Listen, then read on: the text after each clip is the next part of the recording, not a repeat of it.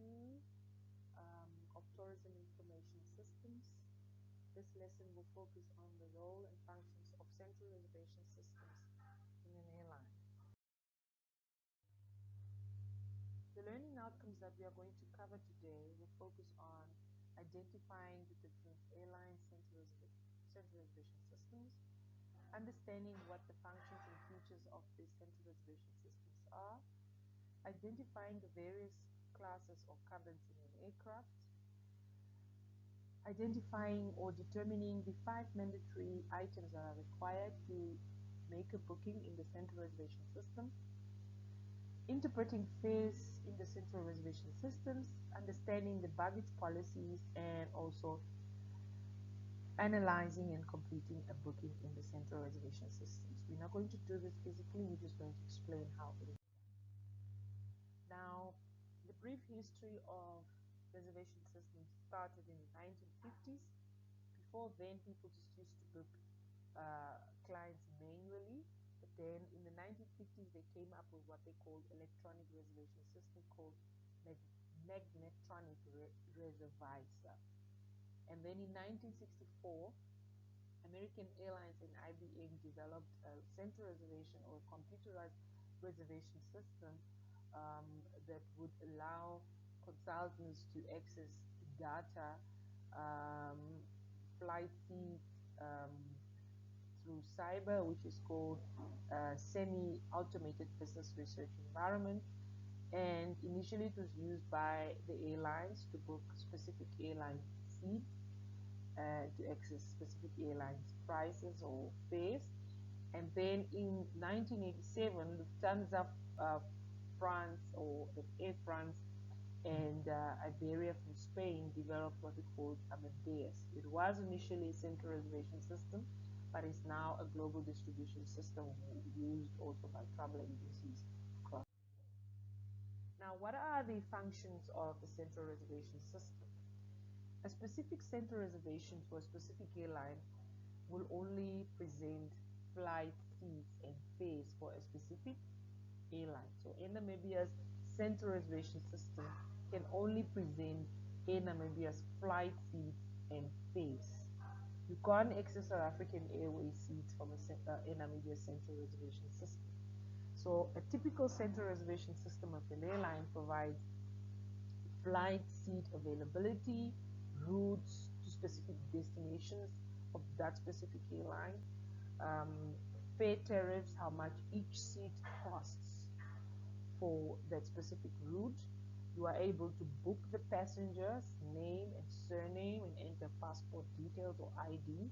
You are able to process refunds or cancel the ticket if issued. First of all, you are able to issue the ticket for the client. To check in the client, you also use the central reservation system to print out the boarding pass for the client to get to the airport or at the airport. And so that is the functions of, and to store information of the client on the system. Now, this is just the typical functions of an airline's reservation system. It is used for booking management, ticket management, system user management, to log in.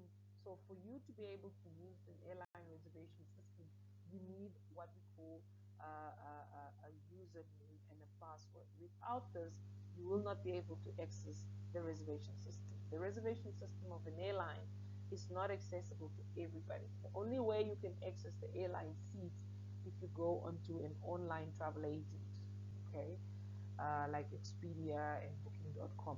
But otherwise, if it's an airline-specific reservation system, it can only be accessed by people who have a specific reservation system certificate, and the certificate is linked to that specific airline, where the airline actually arranges a username and a passcode or password for you to access the system. And so this system allows you to basically make bookings, issue the ticket, also arrange baggage allowances for these clients, to store information and manage your customers, and so forth. And then this is just a typical function or functions of a central reservation system of an airline. On top there, It is used as a reservation system to check availability for seats, to check fare, seat prices. The seat prices, we normally call them fares. So you're able to check how much each seat costs, to store passenger information, and to issue the ticket. Then on your other side, you've got the departure system, the central reservation system. You use it to check in people, also at gate control to check the boarding passes. You make sure that the boarding pass is linked to the passport, and also to check in luggages at the departure system. Then you've got the decision support system, which is obviously the central reservation system is used to manage fleets, to make sure the routes and seats are scheduled on time according to demand, revenue management, what we call yield management, and flight operation systems. So the CRS is linked to all these systems, as you can see. It's also used to, the CRS is also linked to the online travel agent, or sometimes the airline has its own website where the CRS is linked to, so that customers can access the flight seats and fares on the airline's website, which is linked to the central reservation system of the airline. So the different airlines that, or airline central reservation systems that are there, Amadeus is one of them. Lufthansa, British Airways, and South African Airways are some of the airlines that are using Amadeus.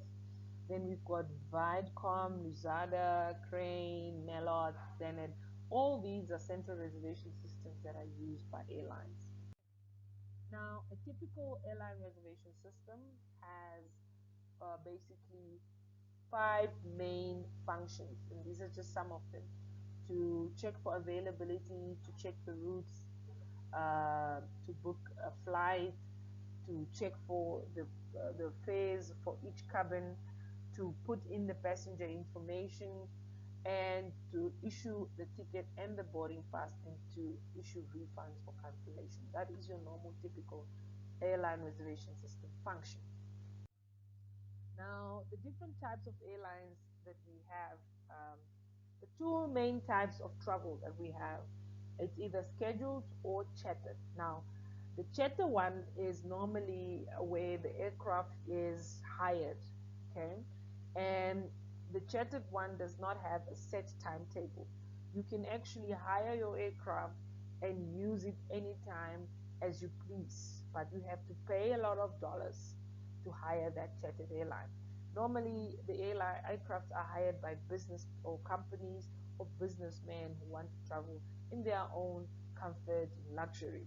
But the commercial airlines, these are scheduled aircraft, or set scheduled flight timetables, where these airlines fly at a specific time, with or without you. So you have to book it at the specific time. It's already timetable. And these are the flights that we find on what we call the Central Reservation System, or the GDS. And then amongst the commercial airlines, we've got what we call low-cost carriers and national flag carriers. Low-cost carriers are normally private-owned airlines that normally fly within the domestic sector. Like in South Africa, we've got Mango. This is a low-cost carrier that flies within South Africa, and normally they are more cheaper or affordable than your international or national flag carriers. Your national flag carriers normally fly the international routes, and some of them belong to the governments of those specific countries, like in Namibia, South African Airways. These are normally big international airlines. All right. So as I mentioned before, the two main types of travel: scheduled is normally set time schedules for flight routes, and then the charter flights are normally they are hired by business men or companies that want to go to a route of their destination. Now, the scheduled examples of scheduled airlines, you've got in Namibia, South African Airways, Qatar, Emirates, KLM, and Ethiopian Airlines. These are normally your national flag carriers. And then your chatted ones in Namibia, we've got Comav and West Air. West Air is very popular in Namibia now, but they also have, they are also part of the scheduled flight. They also do Ndangwa. Uh, there is a scheduled flight, and you can hire their aircraft as well. Now, what are the typical normal services that are offered in the aircraft apart from the extras? When you are buying a ticket, what are you actually paying for? You are paying for a route, a service to take you from Eros to Ndangwa or from Windhoek to Johannesburg. And within that specific route that you're paying for, you get a meal and they carry your luggage, your bag, for free if it's a specific size. Okay, so when you are buying the ticket, you get it with a free meal, and you get it with a free luggage of up to 23 kilograms or two piece or one piece, depending on what the airline requirements are. Some of these airlines, they don't offer free meals anymore. You have to pay for these meals. All right. So, for example, domestic from Eros to Ndangwa doesn't offer a free meal like it used to anymore. They will give you maybe water or juice because of the costs of these services. All right.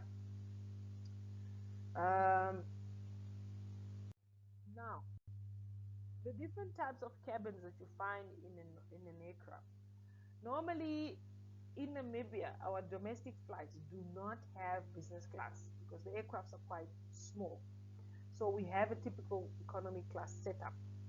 But when you're talking about international flights, right, we have what we call a set of three cabins, all right, in a normal aircraft.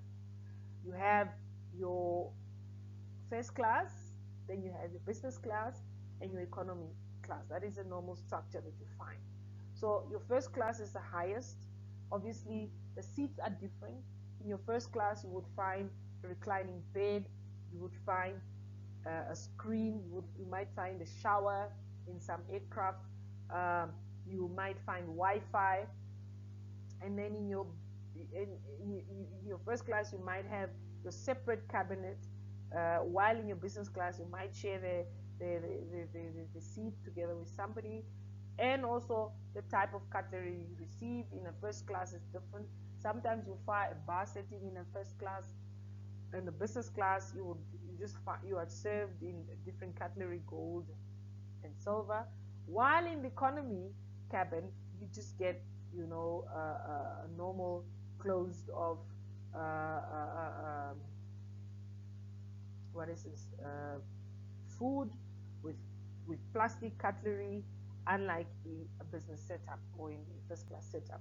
And the prices are very, very different. In first class, the prices are very steep. They are very expensive. Depending on which route you are going to, you might even end up paying 200,000 or 100,000 in first class because of the service that you are getting. While in an economy class, you pay as low as maybe $3,000. So the gap is quite big because of the service that is being offered and also the route. Okay. Uh, so as you can see in that picture, this is your normal aircraft where you normally find a structure of a business class, uh, first class, business class, and economy class. Some aircraft do not have first class because of the space. They only have business and economy. Some aircraft, because of the big space, the bigger aircrafts normally like your Emirates and your Singapore, these aircrafts are quite big, all right? And so they can accommodate about 4 cabins. They have the first class. Some of them even have a bar upstairs. So they accommodate first class cabin, business class, even a premium economy and an economy class, depending on the size of the aircraft. So what are the mandatory fields that you require to make a complete booking for a client who is flying to a specific destination? So you've got a central reservation system, but how are you going to book this client, issue this ticket for this client? You need 5 mandatory items for you to issue this ticket. And so you need a name and a surname, and that you get either from a passport or an ID. Normally, if you are flying internationally, they will require a passport. and a visa if that destination requires that nationality to have a visa. And then domestic, normally they would just need an ID to present at the airport. So you need to enter the exact name and surname as on the passport or as on the ID, depending on where the client is traveling to. Then you need the passenger contact details. I tell you what, the contact details are required by an airline. Before, some of us never used to enter the contact details, but it is necessary to put in the contact details for the client, for the airline to inform the client of any information that might occur during the time the client has issued the ticket. It can either be a cancelled flight, it can either be information required by an airline if there is special services required, and this customer can be contacted directly by an airline and not necessarily the travel agent that has booked the client. So after you've entered that, you also enter your travel agent contact details if you're not booking it directly from the airline, so that the airline can also find out who made the booking, and if there's any information that needs to be given to the travel agent, the contact details of the travel agent is in the system. Flight details, your flight route, your seat, your seats, the type of seat you want, window seat, aisle, or and the prices, business class, economy, or first class. And then the ticketing time limit is when you will issue the ticket. Now the ticketing time limit is necessary because a lot of seats in the aircraft are not priced the same. Now, the airline has a system, a yield management system that they use to price each cabin and every seat in each cabin differently. Now, because of this, each ticket or each seat has a rule to say if this seat costs $2,000, these are the rules to this ticket. You need to issue it today, and that is what we call the ticketing time limit. You need to issue it within 5 days, otherwise, we cannot give you this seat at this price. So there are what we call conditions, and ticketing time limit is one of the seat or fare conditions of that specific seat. And then receive from is an entry that you need to put in to identify you as the booking agent, the person who's making the booking, so that you can complete this booking and issue the ticket. If these fields are not in your booking, you will not be able to end off the booking and issue the ticket or the client with a ticket. Now, what are other special services that the client can have apart from your normal seat, your meals, and your luggage? There are what we call extra special arranged services. This you will have to request specifically from the airline through the central reservation system or through the GDS. And so some of these special services such as young flyers, VIPs, um, bassinets, or baby cots for babies. If you're traveling with an animal, if you're having somebody who's in a wheelchair and you need to request assistance, the old passengers who need assistance to get into the aircraft, and somebody who's sick who needs to travel from Namibia, for instance, South Africa for treatment, you need to put all those requests in the GDS or the central reservation system. Otherwise, the airline will not be able to see what assistance this client needs. And there are specific entries for these requests. Okay. And then we move on to baggage and cargo handling. Now, baggage is normally a limit, there is limited kilograms or pieces allowed by different airlines. Some international airlines have a piece system, while other airlines have a kilogram system. Now, a piece system, some airlines only allow one piece, other airlines allow two pieces, depending on which route you are flying to. And then other airlines are working on a kilogram system, which allows you only to check in, let's say, 32 kilograms, for example, in business class, or 23 kilograms in economy class. And then your hand luggage will now be maybe 7 kilograms. So um, the hand luggage is normally the one you take with into the aircraft, okay, and the other luggage is checked in as checked in baggage, and that baggage or luggage normally gets a tag as you check in with your passport. It receives a tag and a barcode.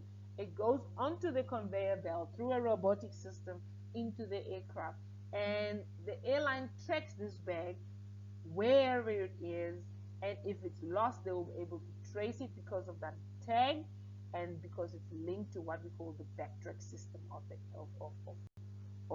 these airlines. Now each and every airline has what we call a baggage policy, and every policy for each airline is different. Like I mentioned before, some airlines have a piece system, some airlines have a kilogram system, and some airlines have, I mean, a weight system. They have a piece concept and a weight system. Now, the piece concept is um, either a one piece, depend also it is that piece has a specific weight. So they might tell you we will only allow you one piece that weighs 23 kilograms, or they'll tell you we only allow you two pieces of bags and each bag should weigh 23 kilograms. And then the weight concept is where they tell you no, we are only allowing you to take 40 kilograms uh, of your bags through. So it can either be two bags which are 20 kilograms, or it can either be one bag which is 40 kilograms. Okay, so each and every airline has a different type of baggage policy, but all the airlines across the world have two types of concept, either a piece concept or weight concept. And all this information can be read on the airline's website or can be accessed from travel agents. All right. Then we have what we call a refund policy. Also, all the refund policies, all airlines have different types of refund policies depending on the route. Each and every route, each and every cabin or class has its own policy.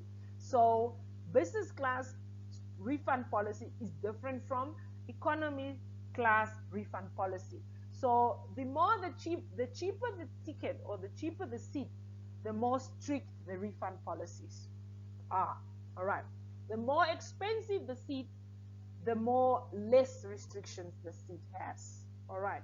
So refund policy is basically to say if you've issued a specific ticket and you decide you're not flying anymore, the airline might only give you a 30% of your money back, or some say they won't give you the money because they've flown with an empty seat and you're not available. And so because this ticket was cheap, there's certain restrictions to this ticket. So it's very important when you purchase your ticket to read the conditions that are linked to that seat or that ticket. When you travel with, and there's certain regulations on travel for each and every country or destination. You don't just wake up one morning and you decide, yo, I want to go to London. No. There is what we call passport, visa, and health regulations and customs, by the way. So validity requirements, entry requirements, exit requirements, transit requirements, all these regulations were all developed through IATA. And it's just to control the flow of traffic, air traffic within the globe. All right.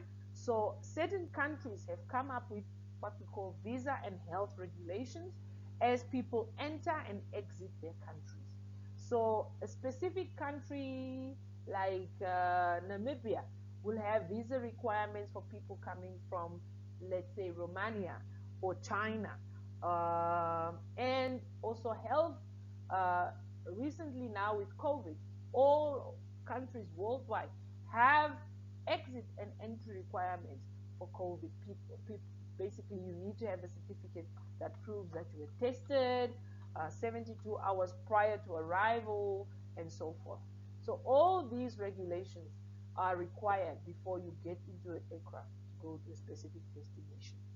So you need to inform your clients on what are the passport, visa, and health and custom requirements for a specific destination that this client is traveling to or transiting through, so that you avoid things like your client sent back to their national country because they do not adhere to the regulation. Now, what type of passengers normally fly or use the aircraft? People fly either for business or for leisure. Some are diplomats, some are citizens going back to their countries, some are transiting to go to the main destination. So you've got different types. So some are students. So you've got different types of travelers across the globe.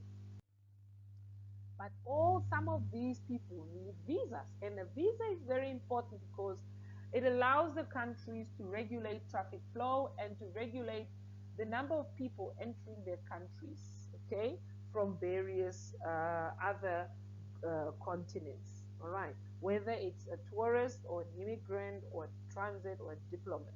Some of these countries actually want these people to have visas before they enter their country so they can control the flow of these passengers in their country. Health regulations, things like yellow fever and cholera in some countries, it's a necessity to have a certificate that you've been injected for yellow fever. Otherwise, you will not be allowed entry into their countries. And so from CRS to GDS, the central reservation system, what it's saying is that all the central reservation systems that belong to specific airlines can be linked to a GDS, a global distribution system, where the travel agents can access the flight seats of these airlines. So a central reservation system specifically for an airline can be linked to the global distribution system of travel agencies.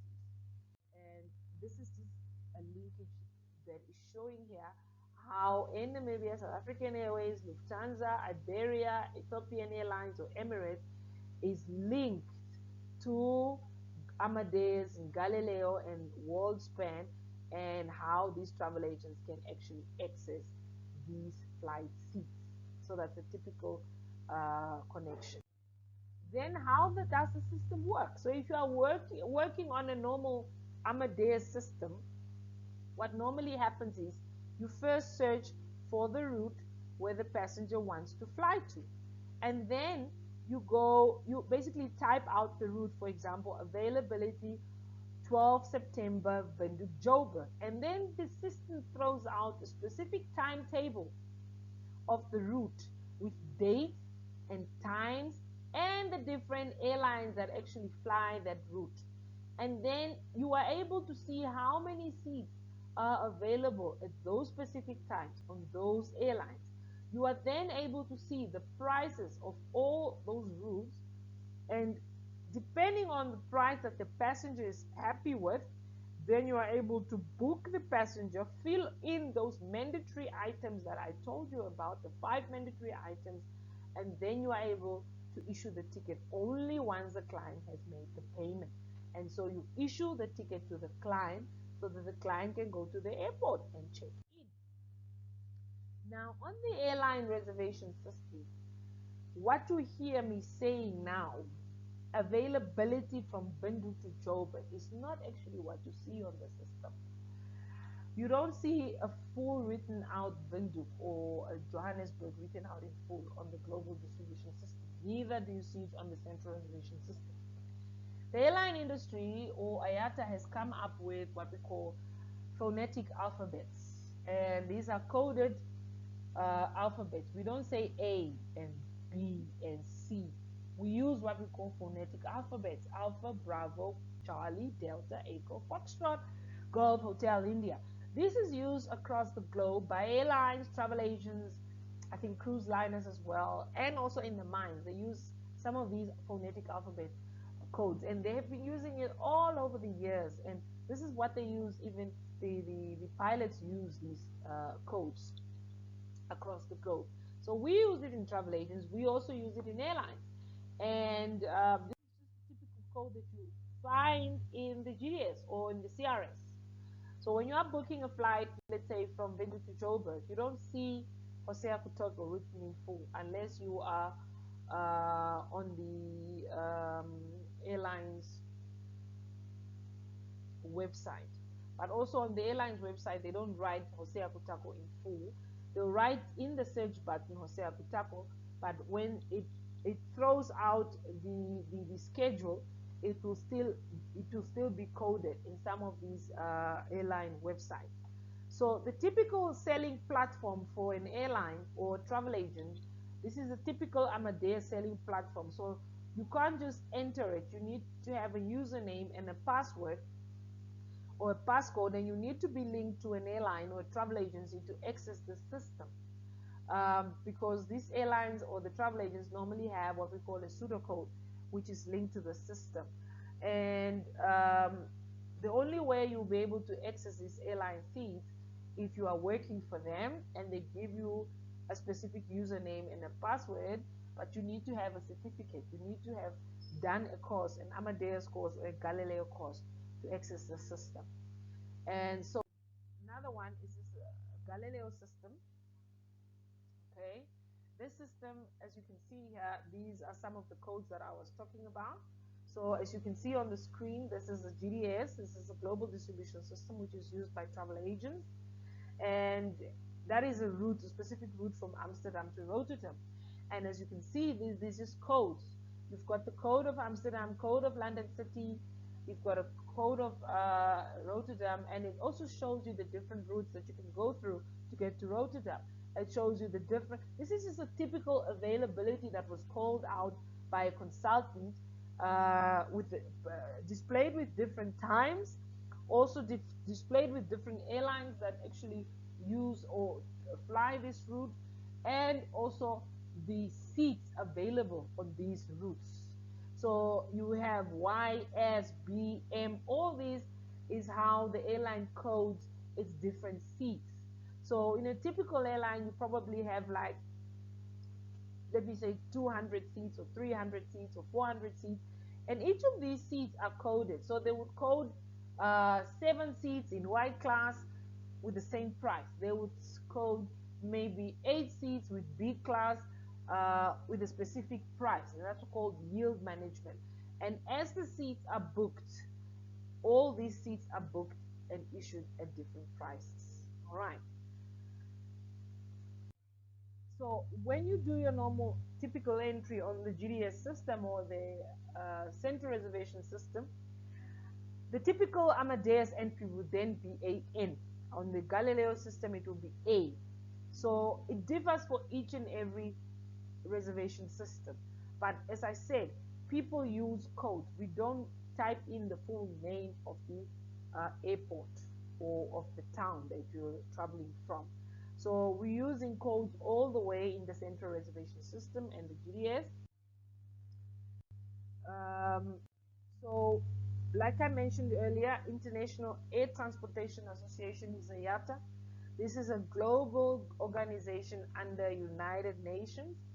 They are association that actually regulates air transport in the world. Uh, their executive office is in Geneva, Switzerland.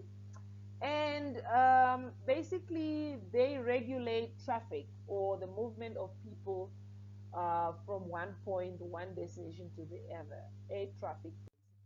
They also regulate cargo under the other body, and luggage as well. So they also regulate what we call the billing and settlement plan of airlines. Um, and so IATA not only regulates airlines, also they are regulating travel agencies as well. They also provide courses of qualification. They also regulate freight services of cargo. Okay, so they are a very, very, very busy body, and they've got quite a lot of functions to regulate scheduled and unscheduled airlines.